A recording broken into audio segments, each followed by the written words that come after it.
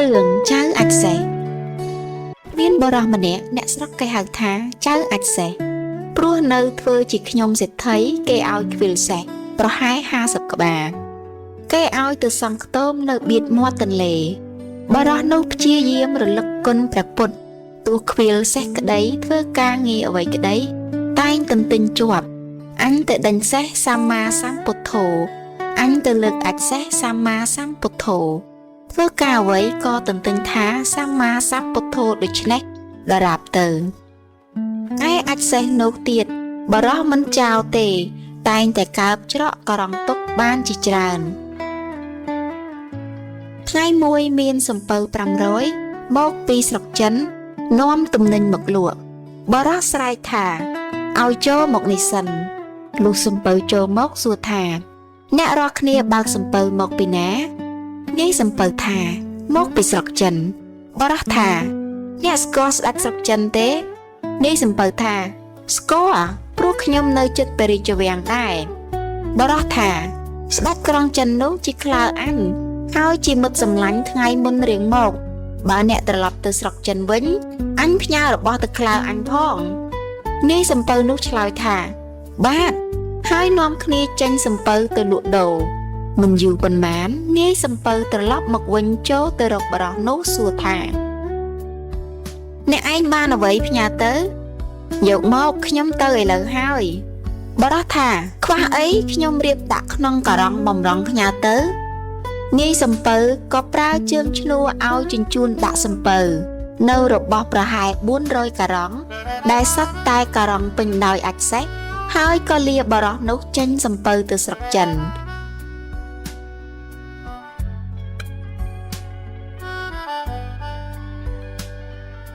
ដល់ទៅដំណាក់ផែស្ដេចក្រុងចិនហើយក៏បោះយុទ្ធការឡើងទៅក្រាបទូលថាមានក្លោព្រះអង្គផ្ញើរបស់ពីស្រុកខ្មែរមកថ្វាយដាក់នឹងការ៉ង់ច្រើនណាស់ស្ដេចក្រុងចិនឆ្ងល់ថាអញមិនដែលទៅស្រុកខ្មែរទេអញមានក្លោឯណានៅស្រុកខ្មែរក៏មានព្រះបន្ទូលឲ្យទៅជញ្ជូនការ៉ង់អាចសេះនោះមកដាក់គោនៅក្នុងមុខព្រះទីលានទ្រង់ក៏ឲ្យស្រាយមាត់ការ៉ង់ចាក់មើលតើជារបស់អ្វីខ្លះដល់ស្រាយទៅឃើញសពតែដុំមាសគ្រប់ការ៉ង់ស្ដេចមានព្រះតីត្រេកអររកទីបំផុតគ្មានក៏ទ្រង់គិតក្នុងព្រះចិន្តាថានឹងបានអ្វីផ្ញើទៅគេវិញមានតែព្រះរាជបុត្រីមួយព្រះជន្ម18ឆ្នាំព្រះរូបព្រះឆោមល្អលើសស្រីទាំងអស់គិតផ្ញើទៅឲ្យគេហើយក៏ទ្រង់ចាត់ឲ្យជាងធ្វើស្គរមួយយ៉ាងធំពីស្បែកសັບទាំងសងខាងតែឲ្យមានកន្លែងបើកចិញ្ចោមកខាងបានហើយក៏ដាក់ព្រះរាជបុត្រីនោះទៅក្នុងស្គរមានទាំងកន្សែងបក់បោយមួយផងហើយចាត់បម្រើឲ្យបើកសំពៅយកទៅឲ្យចៅអាចសេះ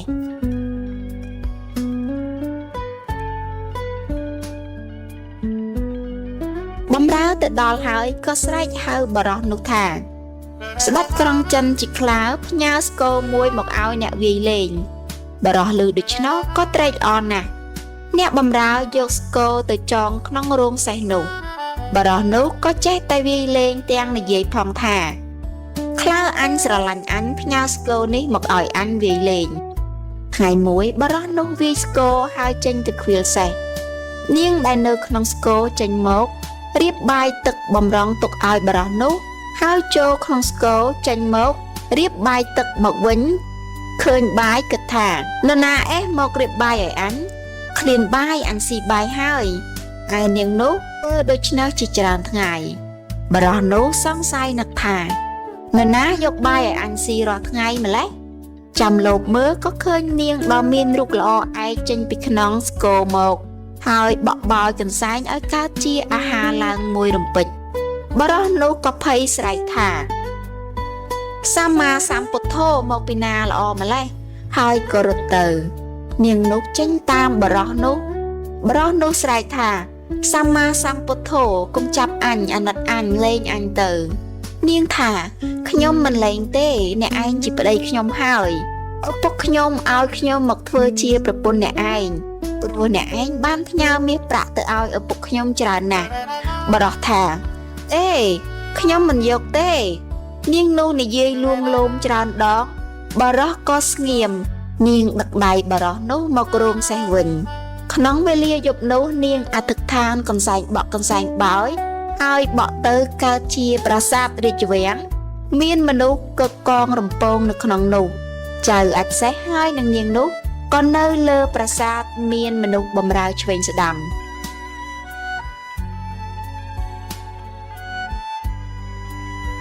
អ្នកស្រុកទាំងពួងឃើញហើយភ្ញាក់ផ្អើលគ្រប់គ្នាក៏រត់ទៅប្រាប់សេដ្ឋីជាចៅវាយបរោះនោះថា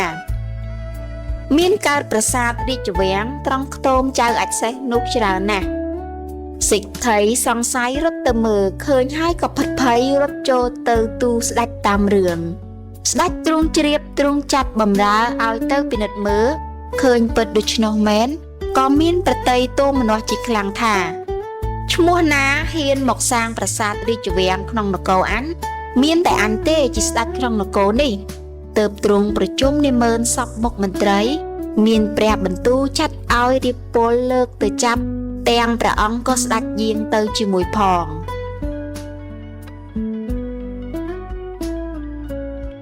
វេលានោះមានបម្រើទៅប្រាប់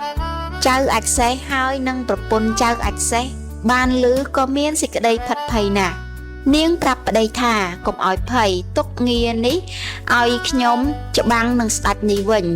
នាងក៏រៀបចំខ្លួនចេញទៅហើយអធិដ្ឋានកន្សែងបក់កន្សែងបោយឲ្យស្ដេចបរាជ័យព្រមទាំងរាពលចៅអច្ឆេះនឹងនាងនោះសោយរាជ្យជាស្ដេចដោយអំណាចដឹងគុណព្រះពុទ្ធគតិសម្រាប់អប់រំពិចារណានៅក្នុងសាច់រឿងការខំប្រឹងប្រែងតែងមានផលច្រើន